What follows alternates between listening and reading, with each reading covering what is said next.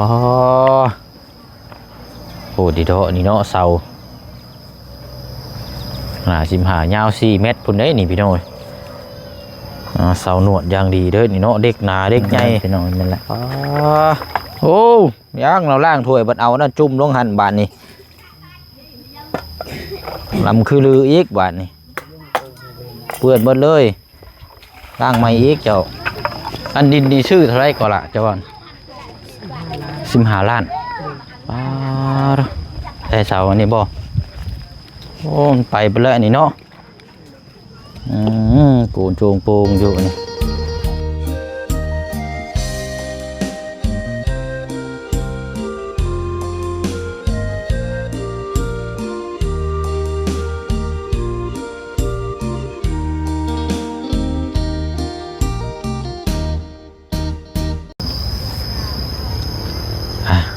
แดดแสงห้อนจ้าเนาะอยู่เขตของทางนอกน้อยเด้อพี่น้องเนาะอยู่บ้านสกีพีนใหญ่ขึ้นกับเมืองเซโปนแขวงสวรรค์นาเขตเนาะนานแล้วพี่น้อยตั้งแต่เฮาได้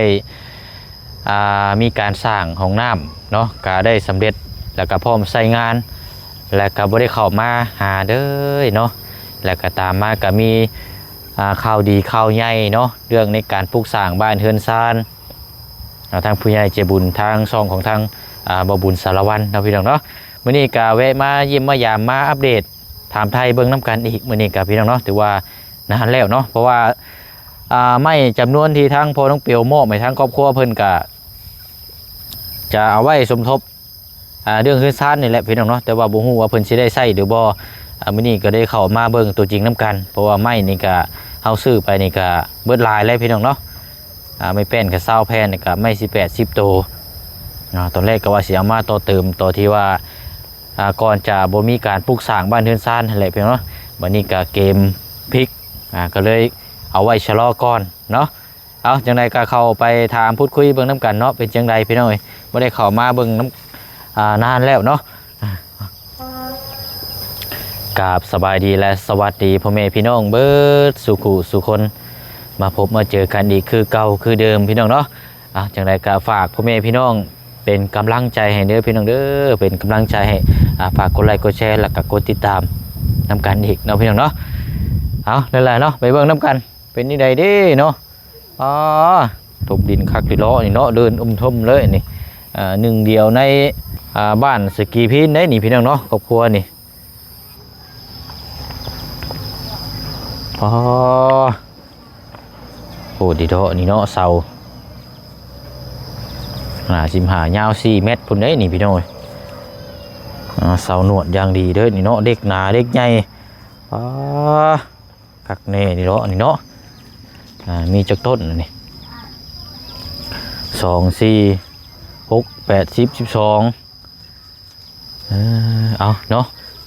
ดักแดนเป็นดินเป็นยังกะรู้สึกว่าปรับอย่างเรียบร้อยแล้วนี่เนาะคูดินคูยังขึ้นโอ้เนาะเอาไปเนาะคนละเพิ่งน้ำกันอันนี้ห้องน้ำเนาะเรียบร้อยแล้วนี่โอ้นางขางอยู่ห้องน้ำมันนี่เนาะแดดโอ้แดดโดยเอาเนาะอยู่ดีมีแห้งเด้อดีไม่แห้ง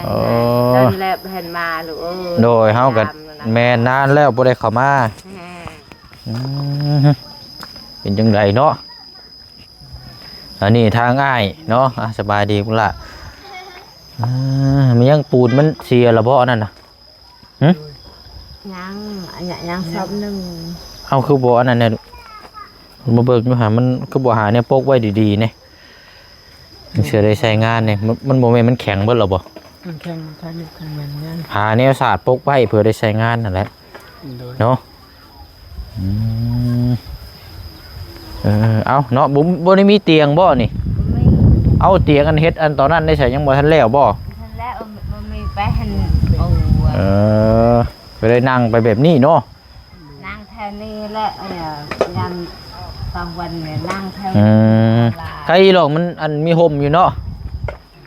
เอามาเบิ่งทั้งสาวน้อยก่อนโอ้ เป็นยังไงนี่เนาะล้างถ้วยโหเอาบานส่วนนู้นล่ะล้างถ้วยเนาะโอ้ยยังขยันคือเก่าเนาะกับล้างถ้วยล้างชามแล้วนี่ตัวนี้ไผนอนซะนี่อ้ายเจ้าบ่เออเฮ็ดกินตูบนี่โดยแม่นอนตูบนั่นถ้าก็นอนตูบก้อนช่วงนี้เนาะอันว่าอยู่พุ่นนั่นทางพ่อกับแม่อยู่พุ่นเนาะโอ้ยเนาะเอาเดี๋ยวก็สิได้เฮือนหลังใหม่แล้วเนาะหลังใหญ่หลังงามเลยเน้นหน้าถาวรไปหรอก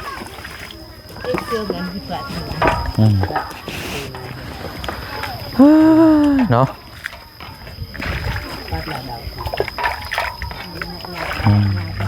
นอนนั่งแถวนี้เนาะเอาสบายดีแล้วพุทธเด้อโอ้ยเนาะเอายินดีนำเด้อสิได้เฮือนใหม่แล้วเนาะบ่นี้อันทางสร้างเพิ่นสิมาเฮ็ดมื้อใดมีสร้างเฮ็ดแล้วบ่ยังบ่ได้เข้ามายังบ่มีสร้างมาเฮ็ดบ่ยังบ่ทันได้มีสร้างมันบ่ล่ะเอาซั่นเนาะมื้อใดเด้ซั่นเนาะ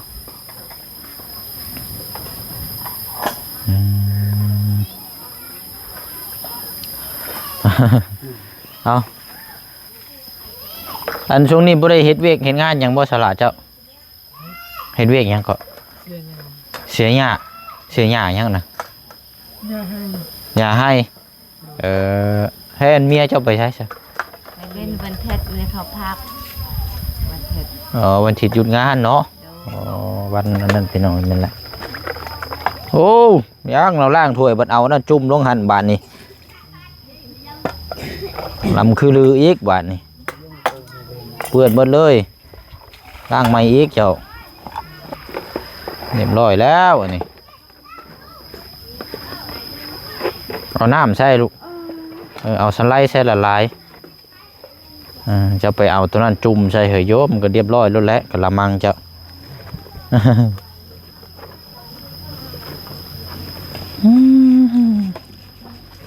เนาะมันกับบ่มีเวียกมีงานนั่นหรอกพี่น้องเนาะมันนี่สิแหละมาเบิ่งทางนี้ก่อน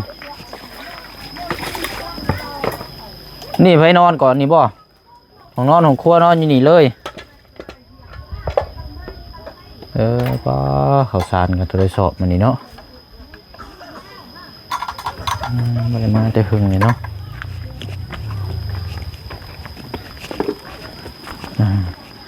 อันใหม่ยังคือเก่าอยู่ฉันว่าล่ะเอาเก็บไว้ถึงเธออันบัดกระเจ้าเฮ็ดเฮือนเฮ็ดซ่านแล้วจับตัวนี้ใส่เด้อแต่ว่าสร้างเพิ่นอยากเฮ็ดขึ้นใหม่ขึ้นหยังแต่ว่าถ้ามีแล้วก็บ่เป็นหยังนี่ก็เอาไว้เฮ็ดอย่างอื่นแต่ว่าดูแลไว้ดีๆเนาะยันว่าผ้าฝนตกมาใช้ยันมันเปียกมันผุมันพังเอาเก็บไว้ดีๆนอนอยู่ตู้ห้อนได้นี่เนาะนอนมาได้ตู้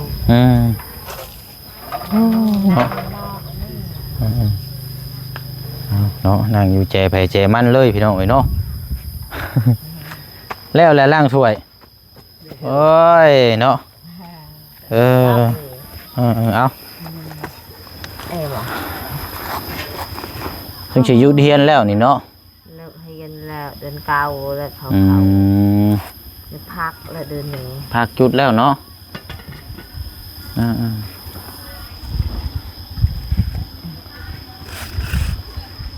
เดินหอนเข้าดินนั่นนี่ข้าเจ้าโจกแก่มาเองบ่หรือว่าเอาดินมาถมอยู่ใช่นี่นะเดินโพหันแหละถมอยู่ทีดูฮะเดินถมหันเดินโพนหันเขาถมอยู่ทีดินข้าเจ้ารุดเอาเองบ่ดินอยู่ใช่น่ะนี่เดินโพนดินโพนอยู่ข้างหลังบ้านนี่บ่อ๋อแล้วอันข้าเจ้ากวดลงมานี้เนาะกวดลงมานี้กวดปับลงมาแถวนี้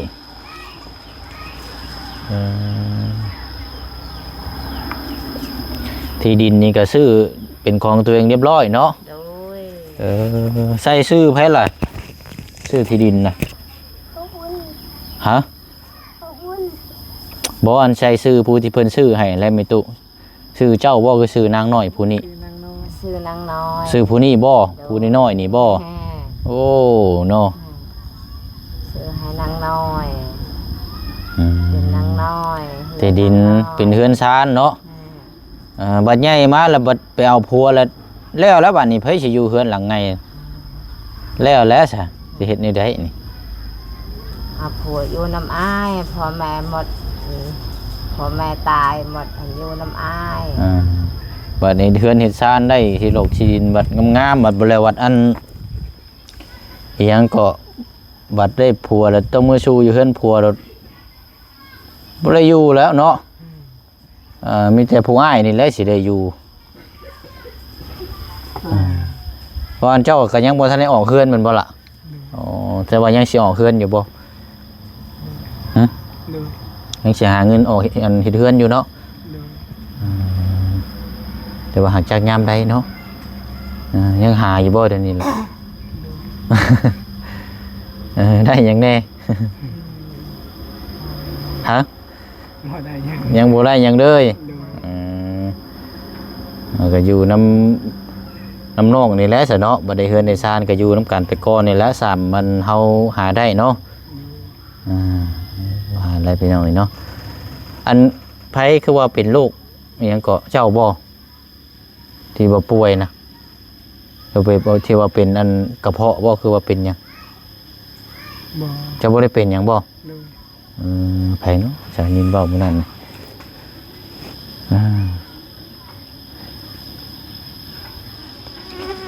บ่มีไผเขามาหาได้บ่มื้อนี้ ไม่มีเมื่อวานน่ะบอกว่ามาหานางน้อย อันเสาร์นี่เพิ่นมาส่งแต่จังมื้อแล้วหั่นนี่ แต่มือวันประหัสเราตายอยู่นี่คืนนี่แหละเขาลงได้ลงเท้านี่ มันยังตายนะ รถนั้น รถตายรถเสียอยู่นี่ซะบ่ปะอยู่นี่ช่องคืนช้ำคืนแล้วเขาปะ อ้าวอันมาส่งอันเสาร์นี่บ่มาส่งเสาร์แล้วรถเสียอยู่นี่เสียอยู่นี่ปะอยู่นี่ โอ้ยแต่วันประหัสบ่ค่ำคูณปานใดได้ซะแบบนี้เนาะมาส่งเสาใช่บนรถเสีย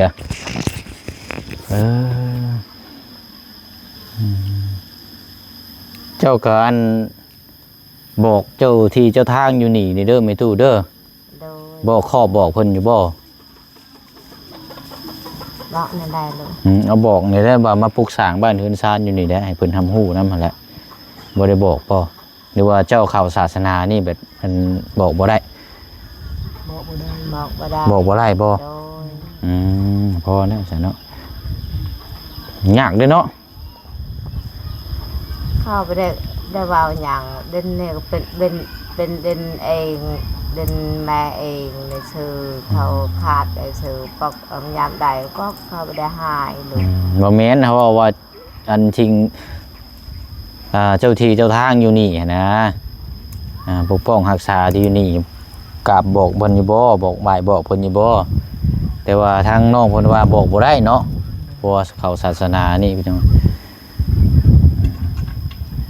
แบบจังซี่แหละไผไปมาหาสู่บัดมันมีแนวบ่ดีจังซี่บอกข้อบอกเพิ่นนำคันว่าเป็นไปได้นะ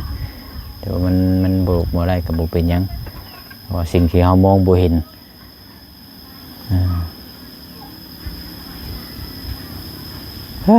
เนาะวันนี้ไรอันนี้เนาะนั่งหน้าหย่อแท้ว้าวบ่ปากบ่ตีงยังเลยบ่ปากบ่ตีงยังเลยมันมีจะกินน้ำส้มบ่มีเงินซื้อให้บ่ปากบ่ตีงยังเลยจังซี่แหละนี่บ่ได้อยากเข้ามาหานี่บ่เว้าก็บ่เก่งเว้าเก่งๆเว้าลังๆม่วนๆแหละมันจะกินมันจะกินน้ำส้มมีเงินไปใส่บ่เป็นก็บ่ได้แหละเนาะนั่งอยู่โอ้ยโอ้พี่น้องเอ้ยเป็นไม้เป็นตอกด้วยฉลาเอาไปใช้ไว้ใช้เบิดไม้เฮือนที่มางเก่านะเอาให้พี่น้องให้พี่น้องเฮ็ดเหล้าเข้าให้พี่น้องเฮ็ดเหล้าเข้าโอ้พอเฮือนหลังที่มางนี่ก็หลังใหญ่เด้เนาะเป็นไม้เส้นไม้คือไม้คางคือมาค้างมันเปื่อยมาแล้วลูกได้แต่ไม้ ตัวแม่ตักคือตัว เออ ไม่ปูแหละงามมัน ไล่แต่ไม่ปูเนาะ โดยเรื่องเสาก็เสาหมดแล้วมันหักไอ้เสาหัน ใช้อยู่ใช้นะเสา ไอ้เสาหัน อ่ะป้าเดียวอันกระละพาผู้เชียงเป็นรถเพิ่นก็ได้ ก็ได้ไปรออยู่บ้าน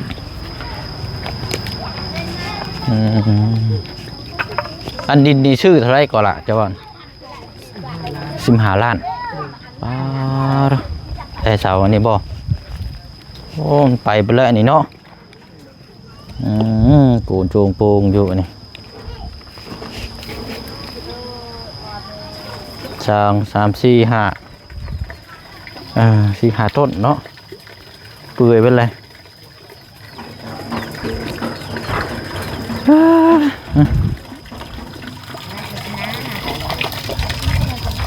บาดนี้มาเร็วเนาะทั้งนี้เนาะโอ้เอาสบายดีเนาะอันส่วนเศร้าแล้วบ่ตาเจ้าเศร้าหายแล้วเนาะอันน่ะได้เมื่อเยี่ยมยามบ้านอยู่บ่เนาะช่วงนี้บ่ได้เมื่อช่วงนี้เนาะ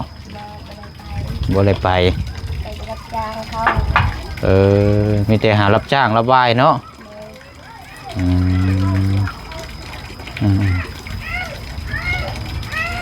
เอาเนาะใครอยู่ดอกสุขภาพร่างกายแข็งแรงแล้วก็เฮ็ดเวียกงานก็ง่ายเนาะบ่เจ็บบ่ไข้บ่โซเลยพี่น้องสุขภาพเฮานี่แหละสำคัญที่สุดต้มหยังอ่ะนะ ต้มหน่อไม้ ต้มหน่อไม้โอ้นี่ต้มหน่อไม้แล้วช่วงนี้ก็เนาะบ่ได้อยู่ได้กินว่าแล้วพี่น้องจะสิกินหยัง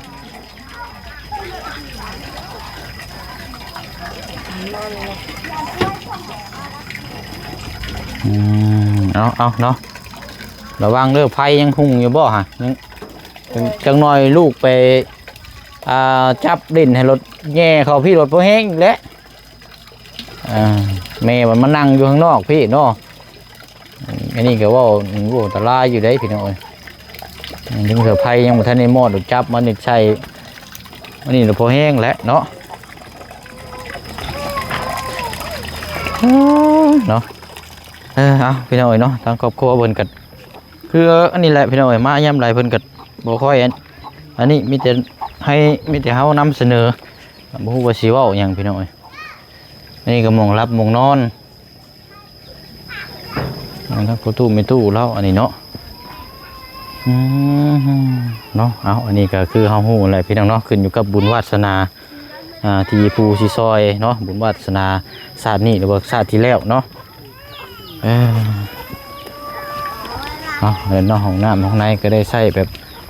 หน้าถาวรแล้วก็โอเคแล้วพี่น้องก็ยินดีนำทางประตูมีตู้แล้วเนาะห้องน้ำก็ย่างไปสะดวกมาสบายแล้วบัดนี้เนาะโอ้ยไปสะดวกมาสบายแล้วนะ ไปแล้วบัดนี้เนาะอาบน้ำอยู่ใน สบายแล้วมีตู้เนาะชักขึ้นชักเชือยนางหรือชักอยู่ใน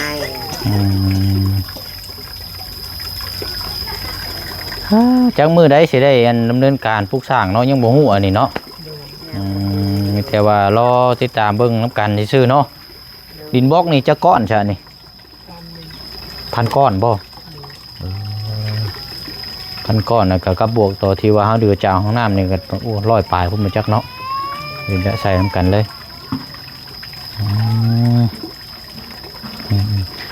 สละมาเอามีน้ำหมูเชียงเอาไว้ต้มบ่ได้มาแต่หึงเลยพี่น้องเนาะแปลกหูแปลกตาก็คือปรับหน้าดินนี่แหละ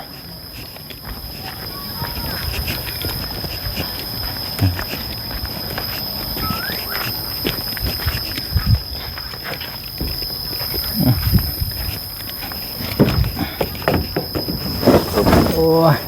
เบาพี่น้องทำงานเห็นหอนเอาแท้นี่